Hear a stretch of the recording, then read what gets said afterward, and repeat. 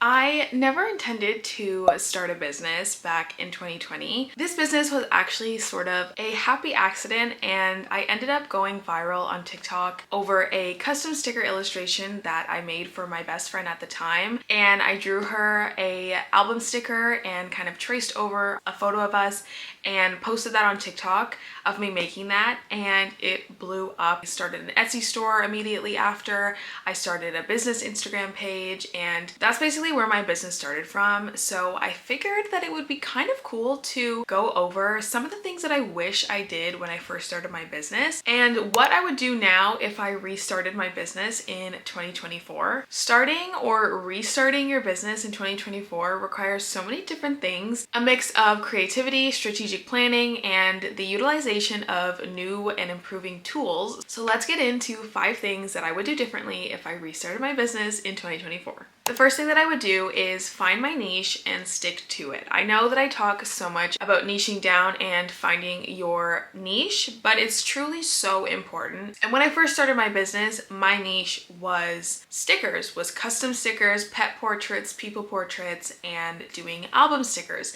That was what I was known for. I was known for the Etsy store to get customized gifts from, customized pet portrait keychains, album keychains. That kind of realm was my specialty. But as I started evolving my business and I started to see so many other things that other people were creating, and I wanted to do that as well, such as cups and shirts, decals. I wanted to do literally everything. I even started doing notepads and notebooks. If I were to restart my business in 2024, I would really try to find what I love to create, and I would really try to stick to that category. And there are so many different things that you can do within a category. So for example, I do literary inspired accessories, and there are many different things that I can do to build my brand and build my catalog, but staying within like the bookish literary realm. A lot of people, when they first start a business, they want to start out with like 10 different types of things, and that could be really difficult for you to focus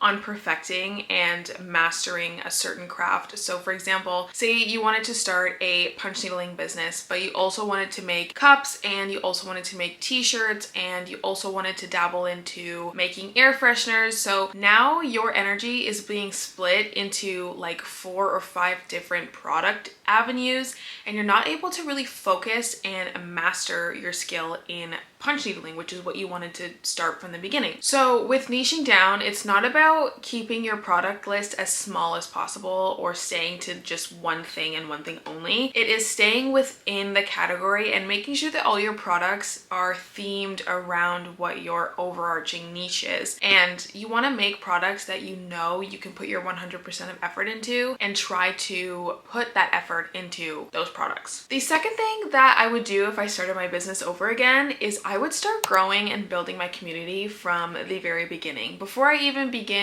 to work on products or work on, my first ever shop launch, I would start my Instagram page and I would start building a community of customers, potential customers, and also small business friends. I think that the small business community is such an amazing place to not only make friends, but also to get your business out there and share the word about your craft and your expertise. I would really prioritize posting on social media and building my community across multiple different platforms such as TikTok, Pinterest, Instagram, even YouTube. I would really prioritize Pinterest. I don't talk about Pinterest a lot on my channel because I don't spend enough time working on my Pinterest, just because I'm being pulled in so many different avenues. But I have noticed that if I post on Pinterest a lot, I start to gain a lot more traffic to my Pinterest account, and I can post about my products, post about the lifestyle shoots that I do, pin different products that match with my vibe. So like book things,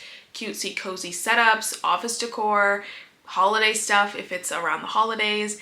And that really helps drive people to click on my page. And I have a business Pinterest, so my link to my store is on there, and I'm also verified on Pinterest now.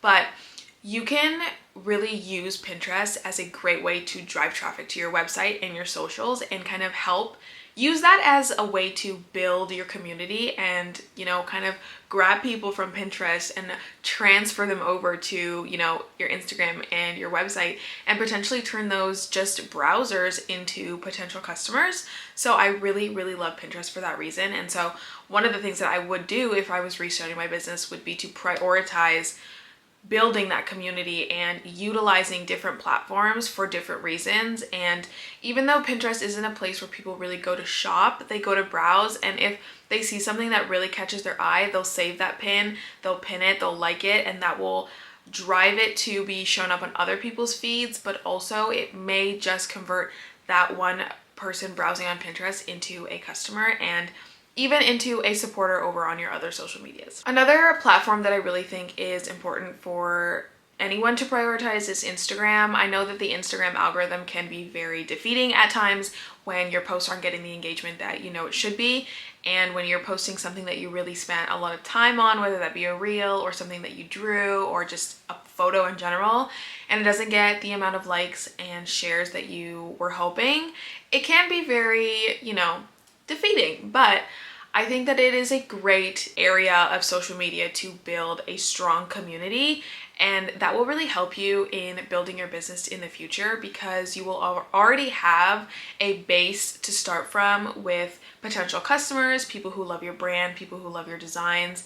And I think that one thing that I would definitely prioritize if I restarted my business was to really start building that community from the beginning and have a solid community before I even launched my first product. The third thing that I would do is use online tools to your advantage. I wish that I started using different tools and platforms that made my workload so much less stressful. I wish that I had done this sooner, and I don't know why I never utilized the power of tools online. But one of the biggest things that I've learned throughout running my small business for the past 4 years is how important it is to streamline the processes of your business, because you spend so much time crafting, making content, responding to emails, and posting about your products, creating graphics, doing your branding. You are doing so many different things, but finding platforms that make certain tasks easier, more efficient, take less time is crucial to your success as a small business owner. One thing that I would focus on with using tools to help my business would be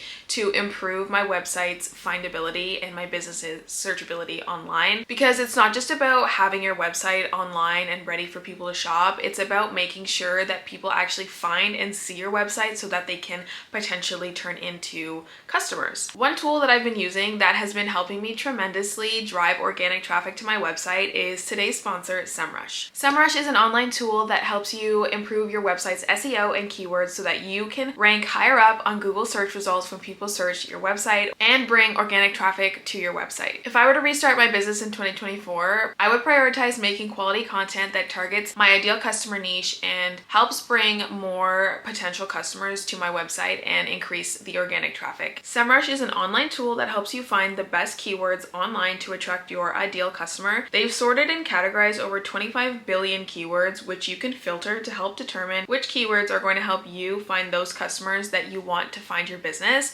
and that you want to turn into paying customers. SEMRush will use the data you put into the platform to help you find the most relevant content topics to your business niche. That way you will have better SEO and your content will be tailored to your target customer. SEO can be really confusing at first, and at first I didn't even really know what SEO meant, but once you learn a little bit about search engine optimization and finding tools that make this process a lot easier and more digestible, it becomes so much easier and less daunting. Once you see what type of insights SEMRush's platform provides you with, you'll see that SEO is not that complicated. Their SEO dashboard provides so many useful insights at a glance to help give you an idea on the SEO health of your website. And on this page, you're able to see your site health, organic traffic, and organic keywords all from the first page. I am a big visual learner and I love to see data presented in visual ways. I love color coding and I love looking at graphs. So the traffic analytics section is super useful to see where exactly your customers are coming from.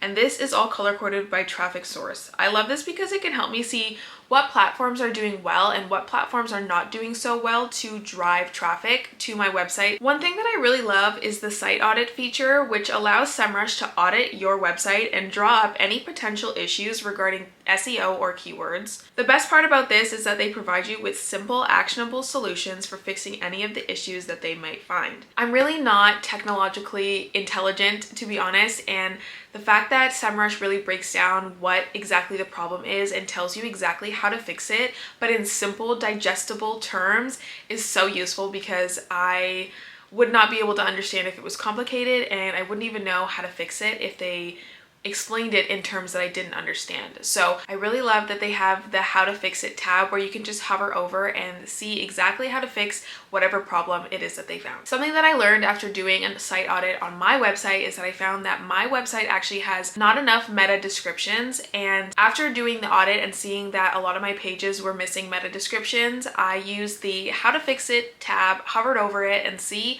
how I could fix it and where exactly I could find that on my website, and I was able to go in and add meta descriptions to my website to improve my website's findability on Google. If you'd like to give your website an audit and see what SEO issues that you might need to fix on, you can use my link in the description to get a 14-day free trial of SEMRush. And SEMRush was kind enough to offer you guys a really great deal that you can get a free SEO consultation worth $300 when you buy 1 month of SEMRush Pro. This is a limited time offer and it ends on December 3rd. So if you've been wanting to get an SEO audit, this is the perfect time to take advantage of their wonderful deal and optimize your site for the best SEO and findability online. Don't miss your opportunity to optimize your website, and this offer is only valid to new and free users of SEMRush. Thanks again to SEMRush for sponsoring this portion of the video. The next thing that I would do is to prioritize creating quality content over quantity of content. Now, this is something that I've heard mixed reviews on. A lot of people say to push out so many videos, so many photos, and just keep posting content. But in my opinion, I feel like posting quality content that makes your following and community resonate more with you and connect with you more as a small business owner and just as a person is so much more valuable to the success and longevity of your business. Building a strong community is, again, such an important aspect of owning a business and being successful in the small business world, because content is more than just posting pictures of your products. It's about telling a story and connecting with the community that you are working on growing every single day. So if I was restarting my business, I would really be focusing on building that trust and resonating with my audience, and also trying to share the behind the scenes of my craft and what I make and what I do every day. I have really been loving creating more behind the scenes content and storytelling videos. Now, I have talked about this a little bit in some of my other videos as well, but I think that it's really important to try at least, and it may not work for every business. I think in the craft space and in the handmade product area, I think that storytelling and behind the scenes and showing how things are made and how much effort and time is put into your products really helps connect you with your audience and show them that,